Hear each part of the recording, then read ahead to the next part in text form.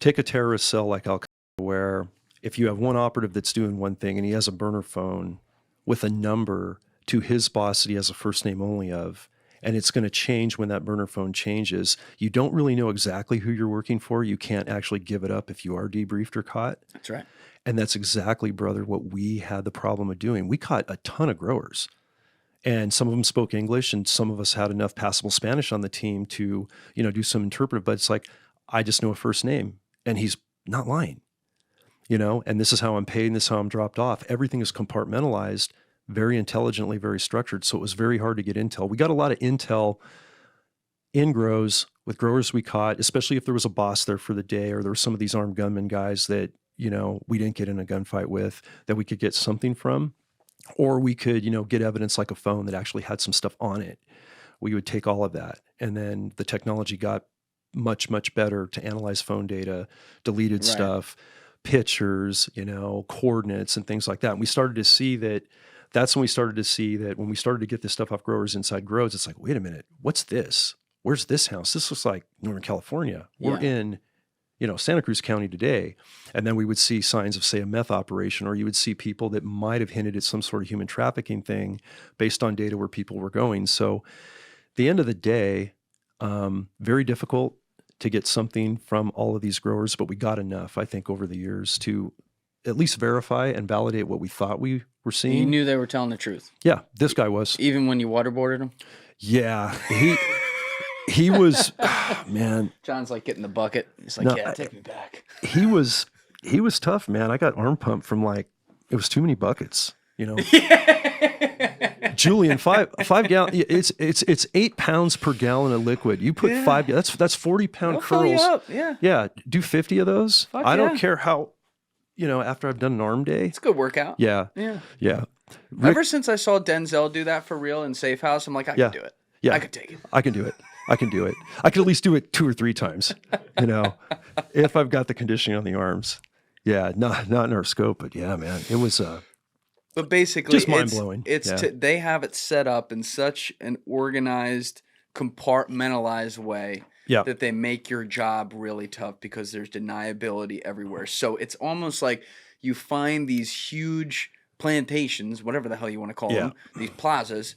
And they are a part of this huge RICO transnational conspiracy, but they're just one little expendable peg on it. Because they can, all right, it's a business expense. They lose a couple here because, there's a couple good law enforcement officers. They figured it out. No problem. We got 30 over there. Yeah. They don't know about those ones. Exactly. Yeah. And then we were starting to make the link especially when the team started in 2013 that, we were working larger cases or working with agencies that were working larger cases of finding a plaza boss like this guy was, seeing what he was doing in the dope grows, but then finding all the other things he was involved in, like having business fronts for money laundering, being part of human trafficking, or running a meth operation. And this is right before fentanyl suddenly became the big cash attractant crop cow for these guys, right? What years are we in right now? We're getting to 2012, 2013, right on the precipice of going formalized with the marijuana enforcement team, with my unit. And now we're still concentrating we're handling the weed on the environmental front, but now we're realizing the term polycriminal comes in with my federal colleagues, especially DA. And you look at it so this guy that's in this grow today, and say he's running the grow. He's not a plaza boss, but he's running the grow. Everyone's working for him. He's processing, he's growing, he's watering, he's trimming. He's starting to, get that out. He's working with somebody right next door that's leading the meth charge, right, in the winter and in the summer, doing these 22-pound meth cooks, the super meth now that's just nasty. And then that guy's working side by side with the guy that's bringing dirty fentanyl pills from labs. And he's got all of his, infrastructure in place on how he gets across the border, kind of like you and Jorge talked about, the Chinese operatives coming across with clean passports, very cleanly cut, military-age males, and they're all set up. They're running a whole different scheme on how they're getting by. It's costing them a lot more money to get across. Same type of deal. And now this guy's, responsible for fentanyl distribution in the Northwest of 7 or 8 states. It's all sectionalized. So when we're fighting a weed cartel, we're fighting those same people. We're going to have, human traffickers. And that's the thing to remember. So when people say, well, weed's legal, I don't use it, or I do, I'm not worried about it for my kids. It sounds kind of like a crazy war story, but there's other stuff going on right now. Oh, for sure. With the election, the divisiveness, and COVID, I can't really focus on this right now. But I come back to, and this is what I dumped on Congress. I testified in Congress, presented twice in the last year. And the first presentation, I basically said, guys, I don't know of a bigger problem in America that affects every American directly or indirectly that should be much more of a priority within our own borders. A domestic fight to stop this public safety threat these cartels are generating, these transnational criminal organizations, and the environmental destruction. Yeah. Yeah. And you know what, though? It's not, and it's a great point you make that people get lost in the idea of oh, it's weed, and culturally we know what that is. All the other things you're talking about, the chemicals they put on it that are deadly, the fact that, and this scares the shit out of me. I don't have kids yet, but when I was coming up, I bought a joint. It was a joint. It was good sativa. Let's have it. Yeah. Now I'm like, oh, could there be fucking fentanyl in that? Yeah. You know what I mean? Getting laced into this stuff. Yes. It has so many. Yeah, exactly. Answer is yes. It has so many more layers to it now that the fact that especially like you said, it's happening inside of our own borders. This isn't even the issue where it's on the border or something. Right. This is deep in Northern California and some of these other states you laid out earlier, and Jorge talked about obviously a lot. It's how are you not making this a priority? Yeah. And, we talked a little bit before the show about how non-political I like to be. But I think I think knowledge is power. I trust the American public enough to say, just don't sugarcoat it. Get it out there. Try to get the message out as honestly as you can. And we're all going to make good judgments on, is this policy or this particular administration working for our best interest? Are they working for American safety? Are they working for security, public safety? And what about environmental purity and water? Because one thing I've noticed through all the political divisiveness we've had all these years, when my team was formed and our team developed and all the people that were part of it, it was a unifier. It was an absolute unifier with hard left, hard right, everybody in the middle. The people working on it. Yeah, it was a unifier. Well, I'm talking about the people that would get wind of the issue from growers, pro-cannabis, anti-cannabis, whatever. At the end of the day, I said preservationist, conservationist. I can't tell you how many non-hunting, animal rights groups that still will look at me sideways because the conservation model is, I'm never going to convince them and I shouldn't have to. We sit where we sit, emotionally, rationally, whatever our gut tells us, and that's okay. Agree to disagree, but you don't want to never see a black bear or steelhead trout or a deer for your kids and grandkids, and a clean, steelhead migrating in clean water you can drink in your forest. And I never want to see, as a hunter, an animal die from a central nervous system shutdown, frothing at the mouth, suffocating with their blood, anticoagulating and thinning in their body, and dying a slow, painful death within minutes of ingesting this crap. So let's agree this is nasty. And let's agree it's a problem and it affects all of us. And, we get support from both sides. It's one thing that will it'll put all of us in the room, and people will get off their, defense systems, lower the deflector shields down a little bit, and just listen and get pretty sad, get pretty outraged. When you've testified before Congress in recent years, though, how did that come to be? Were you, there's different ways this happened. People get subpoenaed or whatever, but there's also testimony that happens where certain congressmen are like, ooh, I want this expert to come in because our committee talks about this type of issue. What was your intro there to DC? It was obviously when I retired and I could speak freely, and having this book drop April after I retired the previous December. Back in 2019. In 2019. When it dropped and the gloves were off and I could speak freely on the issue and disparage nobody, but just put it out there. And I could talk about the country, because I'm not just California now. I'm dealing with the byproducts everywhere throughout our great nation. And knowing that, 80, 90+% of black market weed from all over the freaking nation, that's right here where we're at on the Eastern Seaboard, right here in Jersey, New York, Chicago, the Midwest, it's coming from those West Coast cannabis farms. Right, yeah. I got some in the drawer out there. Awesome, but no carbofuran, man. I hope it came from a dispensary, bro. We got to test it, because you talked about... Tommy G tested it a couple weeks ago. It was good. Hey, Jay, you talk about freaking fentanyl on your joint, man. Carbofuran, just bad. Yeah.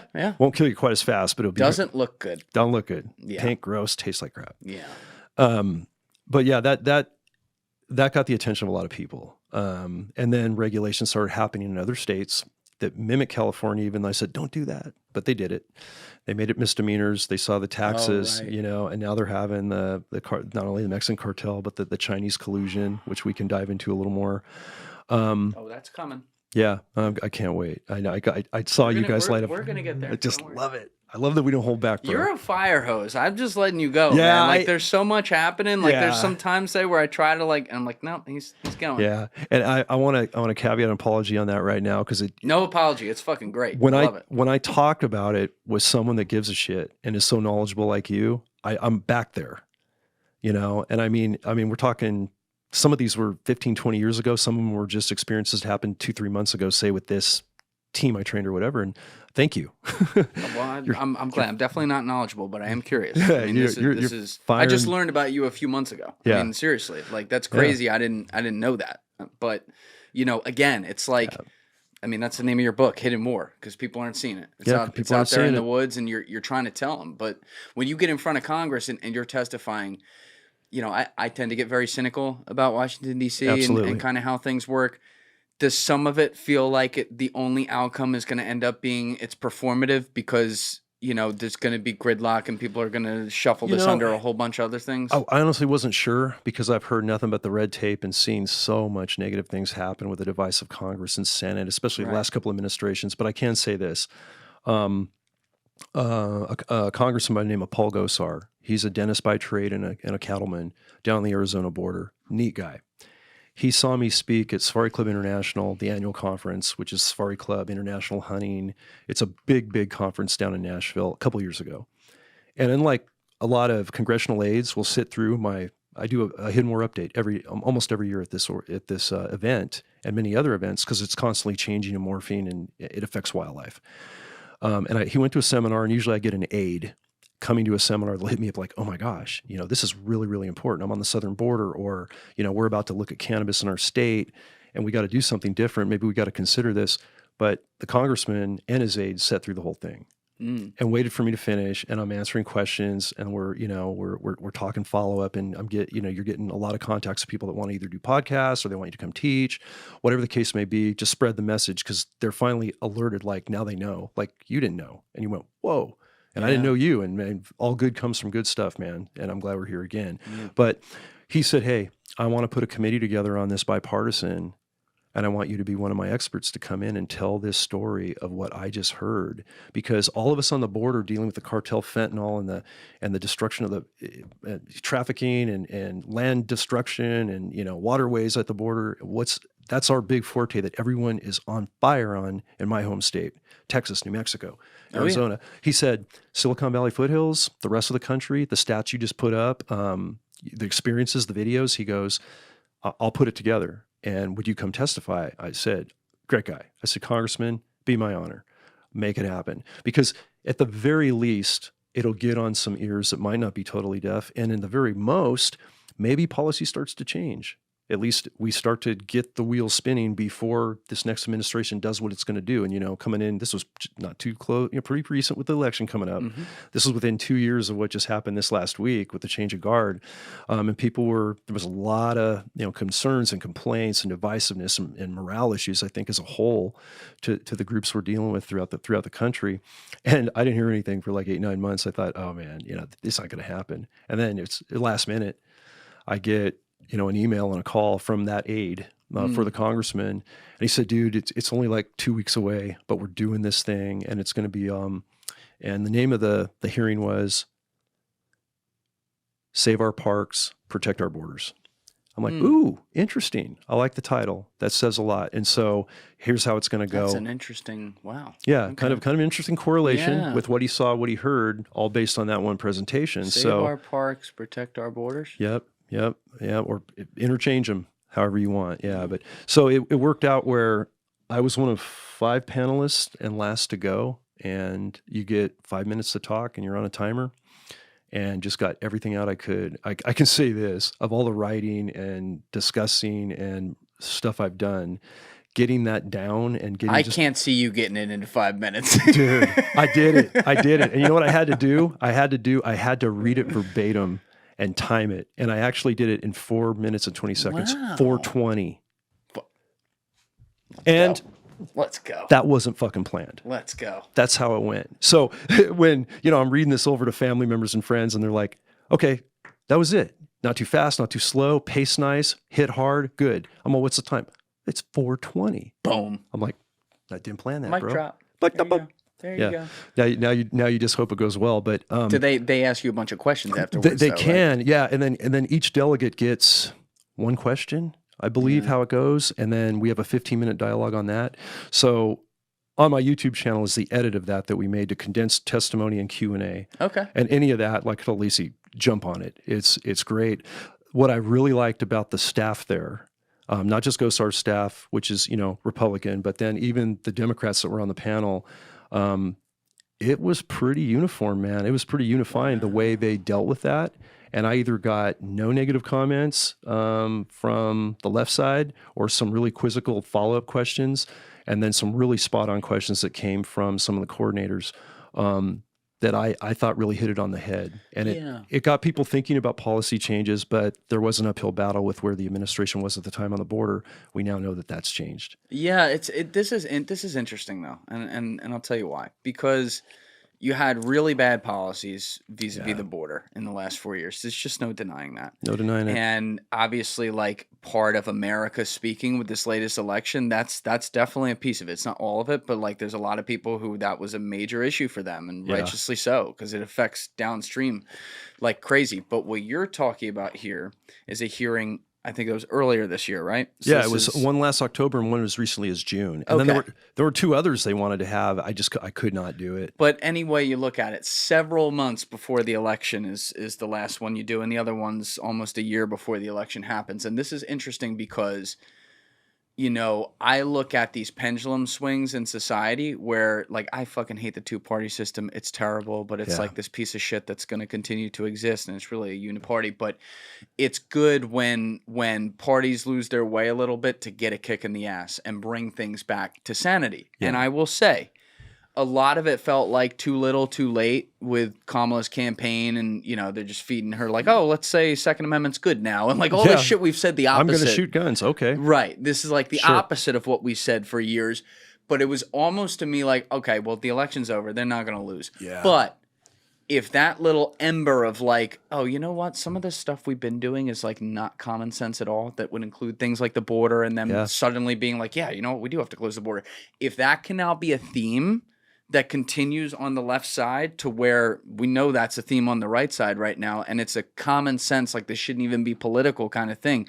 If that can be a good outcome of this very divisive time we've lived in and divisive elections, that'll be great. And it's giving me a little hope that it could be, seeing that you were testifying months and months before this, and you already saw that there was some, common sense agreement across the aisles. I like to hear that.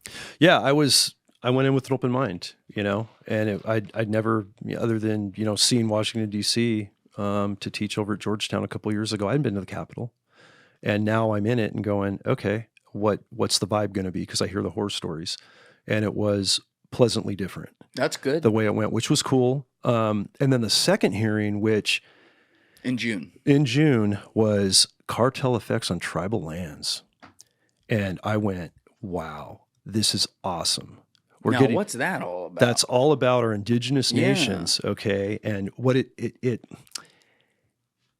didn't stem from this, but what had happened was there was maybe it was was it CBS or NBC, and then it was later maybe Fox covered it as well. But there was this story about she's now retired DEA agent Stacey Zinn, and she was actually on the second to last panel. She was in this tribal lands hearing panel, and I testified right after her.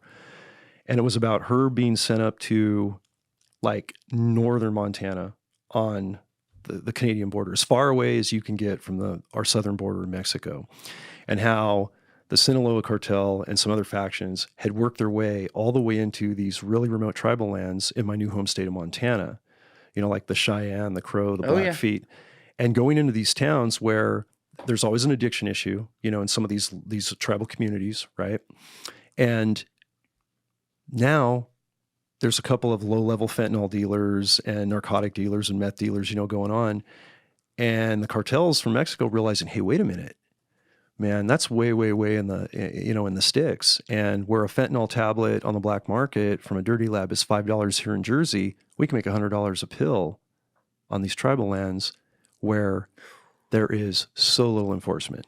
So you think game wardens have it tough with 250 square miles or whatever. These tribal police are like 2 BIA, Bureau of Indian Affairs officers that are covering like half a state. It's crazy. Oh my God. So they basically infiltrated, they took over the fentanyl trade, and they got tribes addicted, communities decimated. They took their trucks, they took their guns. They basically left just a havoc of death, a havoc of destruction on these tribal areas, and taken all that stuff right back to Mexico to fuel the fire for whatever faction was doing it. I'm sorry to cut you off. I want to connect you with a couple of my guys. You ever hear, I mentioned them a few minutes ago, but you ever hear of Tommy G or Brandon Buckingham? Yeah. So they've both been on the show. Awesome dudes. I think they're the two best documentarians in the game right now on the internet. But killer stories like this, like I haven't heard of this. This needs to be covered, but please continue. Yeah, I'll check their episodes out and happy to work with anybody you recommend, man. Because, hey, the bigger the team, the better. We're all part of this thin green line now, right? Yeah. So that really shocked the consciousness of like America, especially fellow Montanians, right? So I got people going, what the heck is this? And blah, blah, blah. And ironically, the tribal nation impact was being seen in other parts of the country, but because Montana is considered like the last best remote place to go in the lower 48 in America, because it's still so unpopulated, and how different it is from urban environments. And then when people are going to Montana for this pristine reality to live in the woods or retire or get to the big sky, Montana, wait a minute, cartels are taking, they're putting fentanyl in our communities, and it's not just tribal lands, it's got to be everybody else. So that's what they did. They stemmed up they made it a priority in Congress because the tribal nations as a whole were really hitting Congress hard and really hitting the previous administration hard on like, guys, we don't have the help. We can't tackle this problem alone. We're losing per capita so many more kids and so many more adults to fentanyl deaths than even the rest of America. And I recently heard from my DEA partners that 74,000 Americans are dying annually from fentanyl overdoses from these dirty pills. That almost seems low. Yeah, and it almost seems low. And I'm thinking that's 200 dudes a day. Yeah, it's crazy. It's fucking crazy. And how many while we're sitting here talking, brother? Yeah. And that blows my mind. And you have people who are straight up just like they buy fentanyl now. Yeah. Like literally, like it's not laced with anything. No. They're not. They skipped over heroin. It's like, oh yeah, I need fentanyl to get high. Yeah. Whew. Yeah, exactly. And the aftermath of that is, it's horrible. Exponential.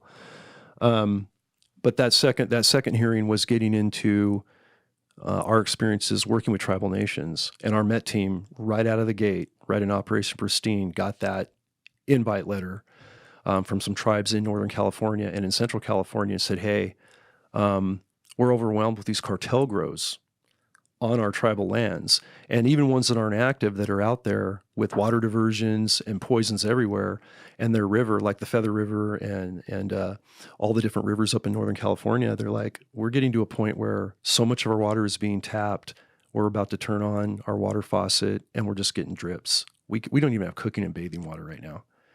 California was in its most massive drought. So that really set a and then why did that continue? Why was it so exacerbated for them? Well, a couple of BIA cops aren't going to go out and, handle all of this and take down a big cartel grow safely. And they're trying. They're not doing reclamation. They didn't have the resources. So we went in and we raided grows, but more importantly, we went and cleaned up grows with them. Ones that have been in there for 10 years, still pulling water because the diversion's there. So we did a lot of work with them, and it was kind of a unifying thing where traditionally these tribal nations don't want to work with, domestic police or federal agencies because the history of America and how things have settled out for them. Yeah. But to be one of the first agencies invited back, and we're bringing in the air cavalry, not the cavalry. We're bringing in the airships from the military, right? The airships? The big Blackhawks, yeah. And we're pulling out, 4, 5, 6,000 pounds per net of trash off these tribal lands and getting it pristine, and then studying the damages really helped mend fences and, unify those groups with us and with law enforcement in general. And it was, that was definitely a highlight, I think, of my career pre and post-operational, is getting to testify next to some tribal leaders and tell our story that, We absolutely love and respect everything you guys are up against. We feel your pain because we've always been so light as far as personnel as game wardens covering big stretches. And now you guys are even worse case than us. So, and again, that unifying, take away that divisiveness, you know, so that was really good. Now I have even more hope now with the recent election. Just a couple of days ago, this is perfect timing. We talked about having this conversation after this election went one way or the other. And I know right now with where the border policy was going before the change and where it's going to go back to, I know how these cartels are viewed currently. I hope there's follow through. Well, you spent time with Donald Trump and Donald Trump Jr. Back in 2016. And how did that come about? Like, how did you get to meet them? It was kind of random and perfectly timed. One of the trade shows I go to almost every year is the SHOT Show in Vegas. It's the world's largest trade show for military, law enforcement, conservation, weaponry, the tactical community. Big show. Sounds right up Don Jr.'s alley. It totally is. And Don Sr. too is a 2A. He's a Second Amendment pro guy, you know. Don Jr.'s a big hunter, avid conservationist. One of Don Jr.'s closest friends was the now deceased, sadly, CEO and founder of KUIU, what I'm wearing today. And basically outlight, ultralight, outdoor hunting apparel and gear like that. And Jason Hairston, who was that founder, had hunted many times with Don Jr. They were good friends. And Jason was hosting something for the Trumps that were going to be at SHOT Show in 2016 and wanted to invite about 50 or 60 people from the industry. So he was really, Jason was doing a lot of work with us. We were using his equipment. We were helping him develop a tactical line of clothing to replace the heavy battle gear that our military uses now with better materials. He was working with the Dev Group, SEAL Team 6 guys as well on that project a little bit. And he invited me and said I could bring one of my special operator friends. And I brought a SEAL Team 1 buddy of mine that I do a lot of work with, Jared Ogden. Is this before that election in 2016? It's right. It's January when he was elected that November. He was just getting ready to start hitting the country. This is beginning of 2017. 2016, the start of his campaign. Wait. I misheard you. So this is when he's still in the primaries. Correct. Got it. Okay. Correct. Yeah, that trade show's like late January. So Jason wanted me there, obviously, because of this book wasn't out, but Hidden War was.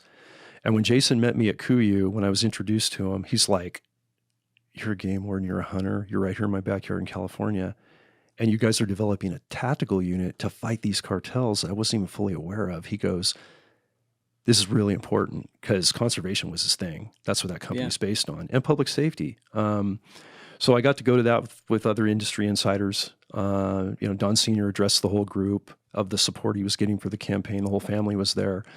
And specifically, Don Jr. and Jason and I had a conversation where I was able to put a book in Don Jr.'s hands, as well as some documentary videos that we had on DVD at the time from Wild Justice and some of the things we were seeing. And I got to tell a short story about what we were doing. And the look of shock on Don Jr.'s face, he looked at Jason and went, "John's a game warden in California, and they're fighting cartels from Mexico, putting the most wretched poisons on cannabis and killing our wildlife. How do I not fucking know about this? And why does my dad not know?" And that night we had conversations with Don Sr., and he got wind of it. And I thought, okay, if he does get elected, is our little hidden war going to get represented? I mean, on national policy, there's so many things going on. But right after he did, he put it on Sessions, Jeff Sessions at the time, who was his first AG, and said, "Look, I'm aware of this thing the cartels are doing on weed, not just this other stuff. And we have solid data and, people we know that are fighting this, like in the Silicon Valley of all places, and other parts of the country. I want this to be a priority. I don't want you to look at it as, a U.S. attorney not doing a weed case. Look at the poisons, look at the environmental stuff." And they were funded several $1 million for Operation Forest Watch, where now the U.S. Forest Service, their LEOs that we were working with, Fish and Wildlife, all those federal agencies have this money, and of course we're working with them. And we went to town. We worked a ton of cartel grows. Reclamation was encouraged. Because you're still in it at this point. Yeah, still in it. I'm really in the prime. Yep. This is like the prime time before I'm going to retire in late 2018 and hope it continues with great people, and thank heaven it did, and it's improved since. So you knew you were coming up on retirement. Yeah, You were ready. I was ready. I mean, basically I worked 28, but with time I had earned, had a 30-year career jacket, and you're maxed out at 30 years. You're going to lose money to continue to work. And more importantly, can you do more for the Thin Green Line outside of work? And I had this book deal pending with the second publisher, with Gun Digest and Recoil, the Caribou book side, knowing that it wasn't going to come out till after I retired, and that I might have stayed on a little longer if there was a real need to, but there were great people behind me. I knew the lieutenant that was going to replace me. I knew the development, all the right people that had the right mindset, and were so supportive of what we all did collectively. It wasn't my team. It wasn't anybody's team. I was just very blessed to co-found it, lead it, develop it, be around some of the best people, man, I've ever worked with, that are brothers and sisters for life. But for this point, it seems like the takeaway is Trump got it on this. Trump got it. He absolutely got it, and he implemented right away. And I heard about it through back channels from the Forest Service. They're like, hey, we're doing this Operation Forest Watch, and we have a bunch of money and time and resources. You guys want to come help? And I went. And then I started to have back communications with. So they got it. They were passionate about it. And what was that conversation like when you were telling them at the time? Because this is before he's president. Yeah, he's not even the nominee yet at that point, but he's still Donald Trump. He's like the celebrity apprentice and everything. Like, what was he like? Did it feel more like, oh, this is good for our campaign, let's run with this, or did it feel like he was interested in the substance of what was happening? Honestly, it was the substance of what was happening. I don't think the campaign had anything to do with it, and this is what gave me a good vibe on that family. Is Don Jr., of course, connected instantly because of the connection with Kuyu and the hunting and how outraged he got. But when I started talking to his dad, Don Sr., it was like, yeah, my son, man, I can hardly keep him around. He's out hunting, running around in the woods so much. It's just beautiful. And he goes, and this is unacceptable. This is a travesty. This is horrible. It's terrible. We're going to stop it right away. We're going to stop it. We're going to make it huge. Stop everything. We're going to stop it huge. Huge, big. It's going to be huge. Huge. And you know what? He followed through like immediately upon election. And so, biasedly, that being my passion, I'm like, man, what an opportunity, and let's hope it continues. And things with the wall, let's take the wall, for instance, and border control, right after that, Julian. So not long after that, I retire. And then I'm producing and hosting a film series I do periodically called The Thin Green Line for Recoil TV and my YouTube channel. We're doing the pilot film down on the very unprotected Southwest Texas, Mexico border, the most remote. Like Calendaria is a little town there that's cartel run, and you meet your outfitters, you're going to go onto this ranch in Texas, and they come in, side by sides and assault rifles, and man, don't get there after dark by the little church under that light. It's a weird little town. I'm like, okay, I'm not even operational, and here I am down here with Marcos, as he's called in the book. One of my close guys, fellow snipers on the team, and we're going down to do this outad sheep hunt on this 50,000 acre beautiful Texas ranch. I didn't know there were canyons as big in Texas, like mini Grand Canyons in Texas ever. And we're talking about the ethics of long range hunting, when you do, when you don't, because we're long range shooters. We're both snipers, precision riflemen. We shoot far, but we shoot close if we get as close to the animal. Humane shots if you're going to take an animal for harvest. But at the same time we're down there, we're watching, while we're hunting a pristine sheep in a canyon, 5 miles across the canyon on another part of the ranch, are 15 traffickers coming through with 100-pound bags of processed marijuana with, carbofuran on them, meth, fentanyl, you name it, and trafficking people. And they're trafficking people. Oh yeah, they're doing it all. And we found, and it's in the video, and it's not in the book, but in the video on my YouTube channel, The Thin Green Line Film, you'll see some areas where we go in and you actually see these caves on the ranch that were like stash caves or, rest areas as they were trafficking further into America, with the graffiti, the different monikers. Looked like just like a cartel grow camp, like in California foothills. And we're hunting one area and coming off a blown stock on an animal, and all of a sudden a border patrol airship comes flying over, a big helicopter, And the ranchers and the outfitters that are our good friends were like, oh man, we must have tripped a camera. Something's got to be going on, because they have sensors on the ranch and big cameras. He goes, John, if he lands, handle this. And I go, this is perfect. And so I tell Sam, my cinematographer, I go, you got that? He go, oh yeah, I got him coming in. Because basically we tripped a camera and a sensor. You got to get the shot. Got to get the shot.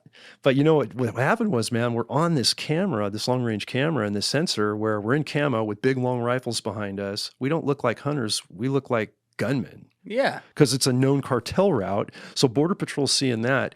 He was the airship, the pilot, Greg, who there's a covert picture, some stuff he's in the book, but he's flying over here, and a bunch of his other officers have just taken down a bunch of smugglers with ATVs on the side of the ranch that it's so big, we're disconnected.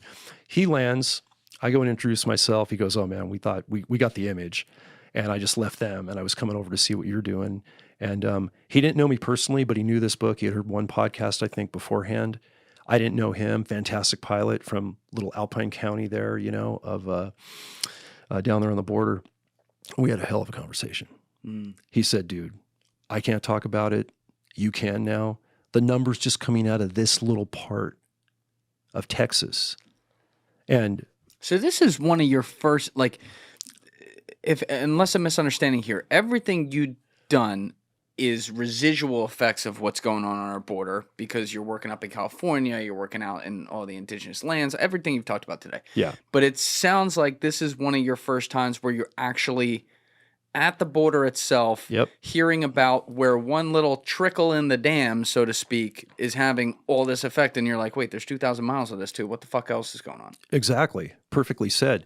My thing, the reason I wanted to do the first pilot film is it's not just a hunting conservation show. There's 1,000 of those out there, and they're great. That's fine. With my concern over what these cartels are doing as it affects conservation and public safety, the two are completely intertwined.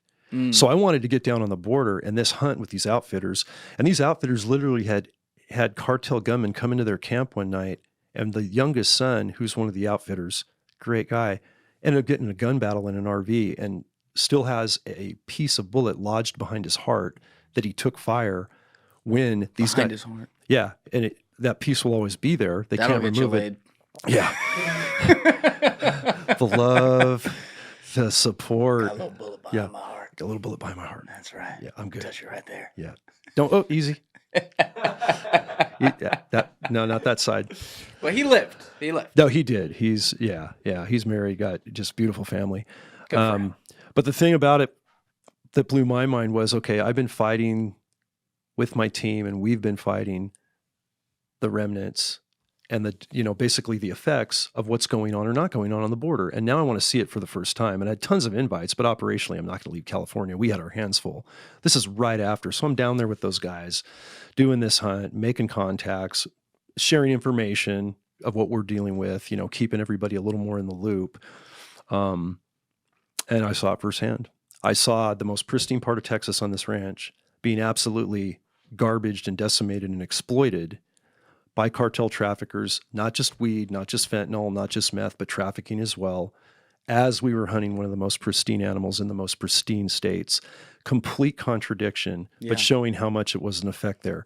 That part of the Rio Grande River that separated, it was a creek. It wasn't even a river. The parts of it where Jorge talked about getting in with them and they were drowning once a day, that's horrible. And that's a lot of the Rio Grande. But the reason this place is so sensitive is because it's small here. It's small. It's February. We're doing this hunt, and you could wade across it like the little creek I grew up on or in my backyard in Montana. So trafficking was easy. Border Patrol was fully supported at that time under the new administration. All the wall materials, the metal and stuff that was laid out to get ready to be built was all there. But it's not up yet. Oh, it got taken away because when the administration shifted, when we had that switch in 2020, right after we made this film, now it just got wide open, and those guys down there were just those border agents. Yeah. You talk to anyone who's on the border, they were voting one way in this previous election, and I understand that because that's their main issue, and the previous administration was very bad on it. The thing I always wonder though. And I'd love your thoughts on this. Yeah, for sure. My little tinfoil brain gets tingling sometimes. Got a thought. It's like, you see how far back intelligence is intertwined with things that go on south of the border. And I don't know what all that is. Some of that I'm sure I could understand, though, as messy as it might get. Yeah. I wonder if sometimes it spills over, though, in ways that maybe they weren't planning for, that are huge mistakes on their part, that then get stuck in the tit for tat game of Washington, D.C. Do you think there's some of that could occur versus it just being like, oh, the Democrats just want an open border? I do. I think you're right. I think it's a little bit of both. I mean, I think we're just short-sighted, man. Yes. I think there was one objective and they didn't think of, realistically the escalation of what it would catalyze. I mean, the numbers and the environmental destruction, the public safety problems we've had throughout the entire country since that border policy completely changed. I don't want to believe, forget politics, I don't want to believe that anybody could be that intentionally destructive from a humanitarian standpoint, an environmental standpoint, public safety standpoint. I don't think people anticipated, regardless of party, what was going to be the fallout for the objective of just getting a lot of people here. Well, I also think, I'll bet it's actually kind of similar in Washington, D.C. Sadly, there's no excuse for this. But when I talk to people who aren't political or are liberal or haven't paid attention to the border or whatever, and I tell them some of the things that I know from my guys who have been on this show on camera and off camera and everything, and then some of the other people I've gotten to know who are down there, they're shocked. And they're like, what? Yeah. Because it's a humanitarian crisis and everything. And I feel like, you just had Harris, who was the border czar in big air quotes there. Yeah. And she hadn't even been to the fucking border. She hadn't been there. Right? I think she went finally when she was actually campaigning. But, like, if she had just gone as vice president of the United States, she'd have access to fucking everything. And just seen it in 2021 or something.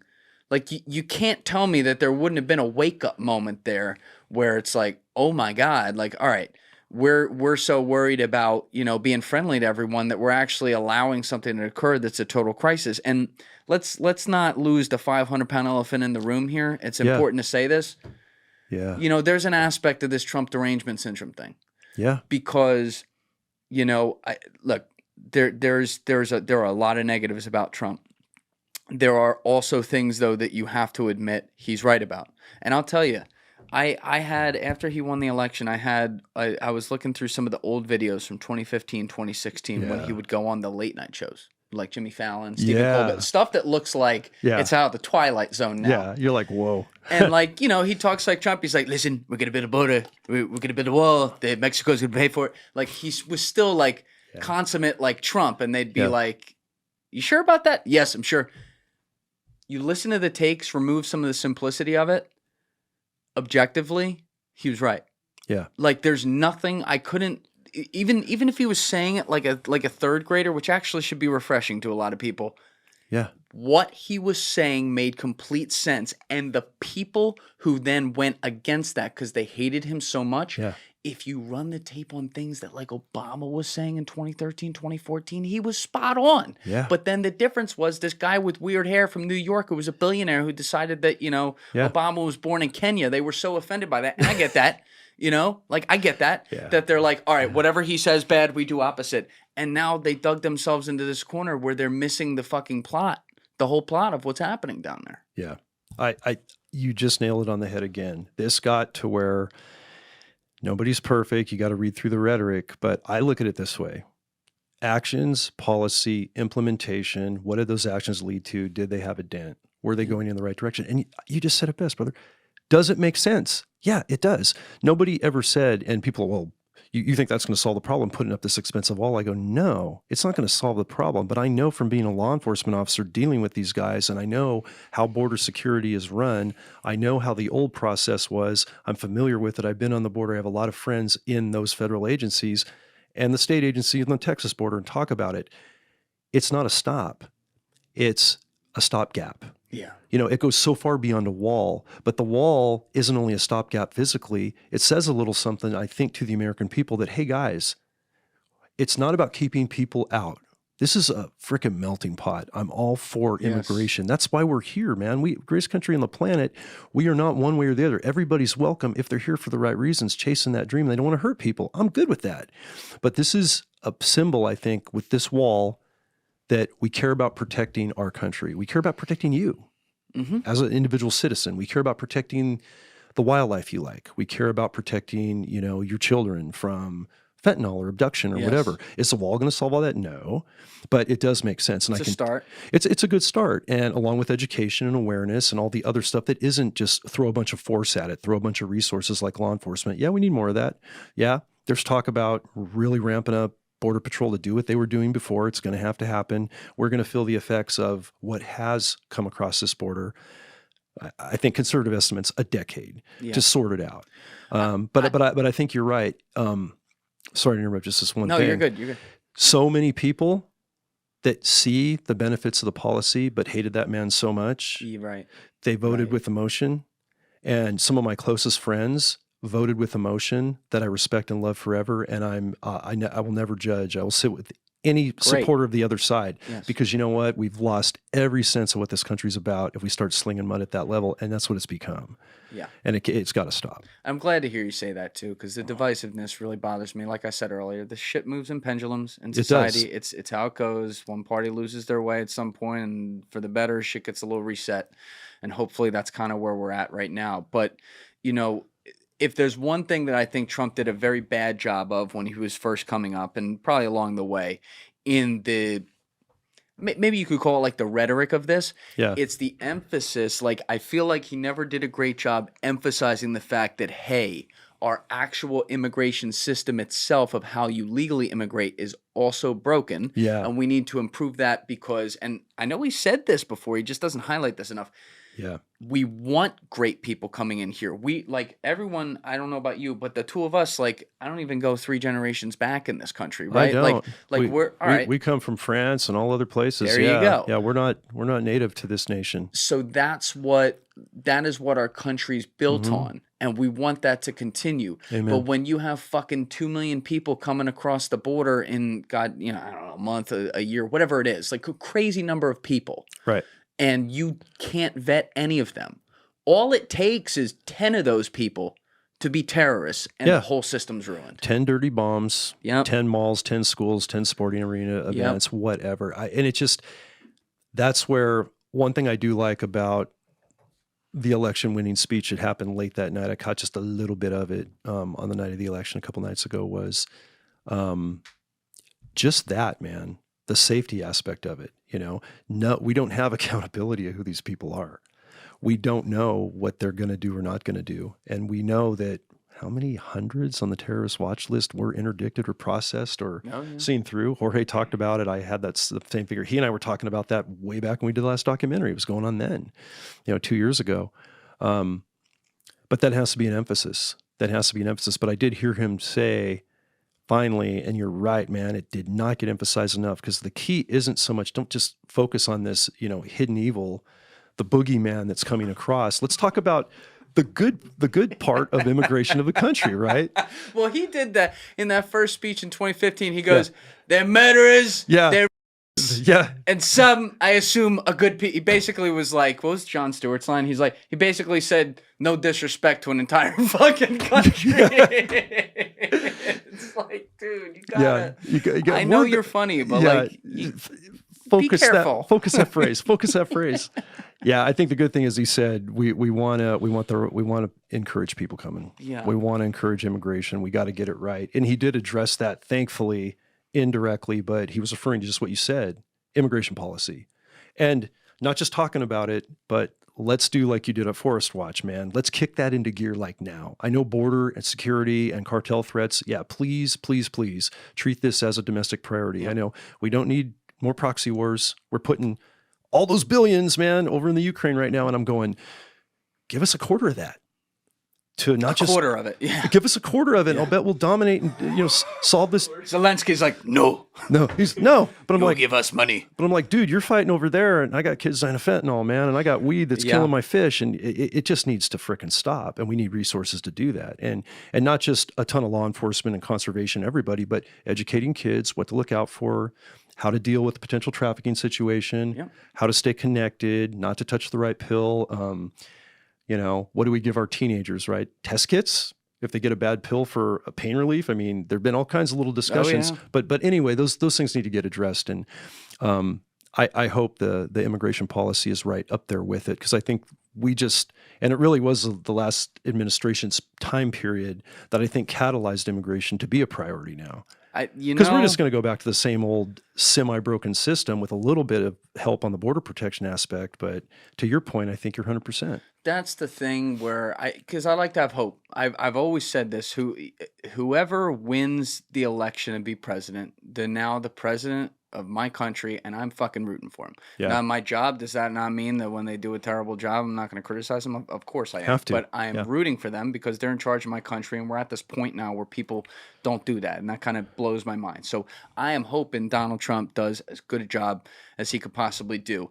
And maybe this is wishful thinking, but a part of me has been reflecting on like him getting back in, and it is an incredible political comeback for sure. But he was voted out of office after, you could point to things in the first 3 years of his administration that were solid, including border policy, for sure, objectively speaking. Yeah. And then he had a disastrous 2020 year, fucked up a lot of things. Yeah. People voted him out. And there's a part of me that says, hopefully like 4 years away for him to see this now from the outside, having been there, fucked up a lot of things because he'd never been in government before and stuff like that. That's the key point. He hadn't been in Washington, man. Yeah. It wasn't running a Fortune 500 company, that's a perfect point. So maybe now there will be a little bit more of I don't know if this is possible with him, but a little bit more of like a zen about some stuff. Like you've stepped back. You've seen it from the outside. You can assess what you did wrong. He was a little bit reflective in that Rogan sit down. He did. That surprised me. I was wondering, when I finally laid into that, I made sure on a long drive back home to Montana that I listened to it then, a couple days after, because I knew Joe was having him on, and I'm like, okay, well, I want to really, because if you're ever going to get the real vibe of where he's coming from, Joe would be the guy. Yeah, and I did a great job. That's why he's the GOAT. I really think Joe structured it correctly. I like that he had Vance on. I like that he invited Harris, to go on and just to talk about, not get political. But I saw some hope of direction. Sure. But a little zen. I mean, there was a lot of, talking he's about Trump. He's still Trump. You're always going to have that, built this, did that, look at this, look at me, and all that. But like talking about the people he hired and mistakes he made, like this is a guy who would never admit a fucking mistake. Before. And I heard that, and I could tell it was like poison coming out of his mouth. Yeah. But the fact that he was doing it a little bit, it's like, all right, maybe he's just old enough now that like he's a little bit reflective. Like just we can hope. Just a little bit. That'd be cool. Yeah, and the other thing I noticed, he can do this one term, and this is one term. So he can, breathe a little bit and make the best dent you can. Yeah, I kind of had that when I keep coming back to one of my mentors, Mike Carey, on the chief of our agency, that came back reluctantly. He was going to retire, but he had to. We said. Everybody wanted him. He was that guy, just objective, good career history, very smart, and not afraid to be progressive. Where progressive, out of the box, a little bit scary, thinking would be a thing. And he knew he was only going to be there 2 years. So, the gloves are kind of off. You don't have to prove yourself. You're here. You got the highest job in our agency for law enforcement. Now we're looking at the new president of the United States. And there was a little bit of zen coming out. I think that I saw a little bit in the humor and a little bit in the Rogan podcast. I just hope it continues. I hope so. And so far, with the things he's mentioned continuously, a good handful of things that I think we all share in this room should be a national priority are going to get addressed. For sure. Really changed, which is cool. real quick, John, I have to go to the bathroom, but so do I. Great timing. But when we come back, we're gonna talk all about the Chinese Sinaloa connection and stuff like that, and some of the things you've seen on the border and how that's spilling over into California, which is how you got involved, as you mentioned, with our mutual friends Jorge and Sognick over there. Yep. It's like some of that shit's crazy. So we'll do that, and I think we're also gonna do a Patreon episode too. So let's do it. We'll be right back. All right. Yeah. But anyway, so we're back on now, and we said did that thing? Yeah, just slide that right on. There you go. Beautiful. So we're back on. We're gonna get into some of the Chinese stuff. Oh yeah. Because I've had Nick Shirley in here. I think I mentioned that earlier, as well as Jorge talk about this extensively. Rocco talked about it a little bit, but Nick Shirley, who's a YouTuber covering the border and migrant crisis primarily, he was able to get a hold of a document. He showed it here. It was in episode 214. Nice. I want to say that was like an hour and 45 minutes into that one or something, but people can go check it.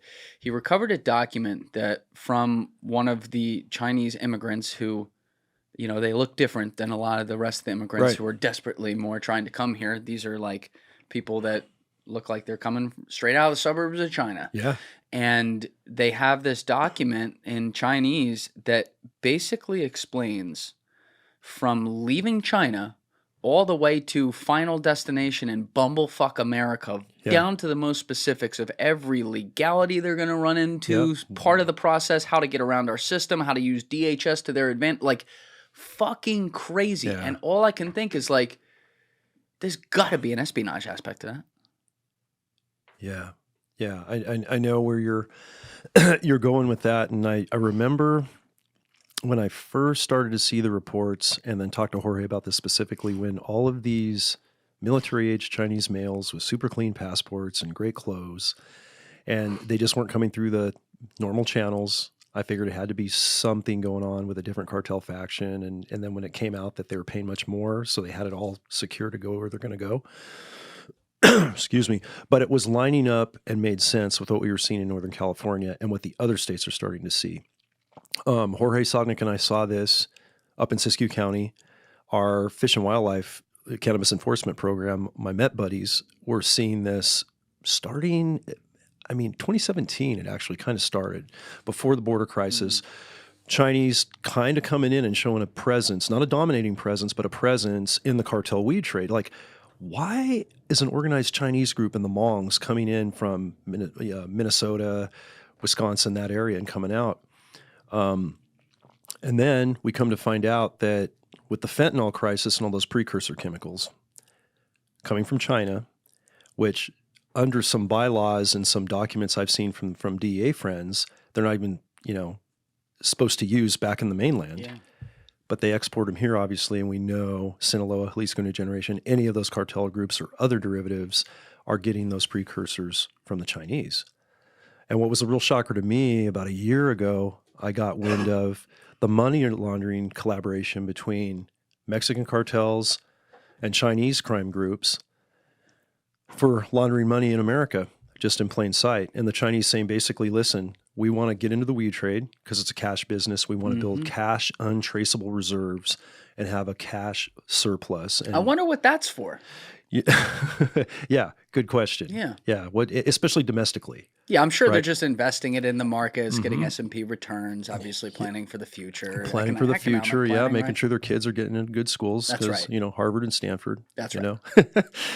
But yeah, when that was all going on, and I'm like, okay, so explain to me how this is kind of working. And the Chinese come in and say, hey, we like the weed trade because of the cash money, obviously. And you guys are still in it, but you're good at fentanyl. Trafficking is going both ways. You do fentanyl like nobody's business, man. So let's get a collaboration going here. And I didn't realize at the time, 5-6% of everything the cartels make south of the border, 5 to 6% of all of their cash profits from all the crimes they're doing goes to money laundering. They got to pay that much. The Chinese, they said, we'll launder your money for 4% if you give us a weed trade, and we'll work some deals out with the precursor chemicals. And then it became 3% as they started to get more comfortable with each other. Now it's down to like 0. I'm hearing. They're paying no money. Zero money to China to launder their money domestically. What's the catch?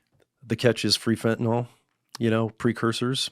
They can exchange, barter it, and also trafficking people in grows, whether they're Mexican individuals or even Chinese, working together in the weed trade. But a lot more dominance from the Chinese and the Asian cartel groups now we're seeing running the weed trade, at least in California, as well as Maine seeing it, Michigan seeing it, and the other states I've worked with out there.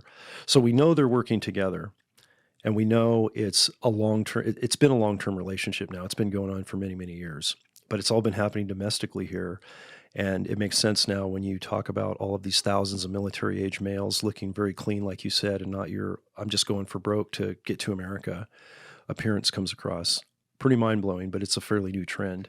And something actually that in October, a year ago October, in that testimony, I dropped that on Congress related to environmental crime, because right then we were seeing not only the weed trade for fentanyl and the money laundering connection between those two entities, but we were starting to see new chemicals and new poisons in these grow houses and on these grow sites. And it wasn't carbofuran or metaphos smuggled up from Tijuana.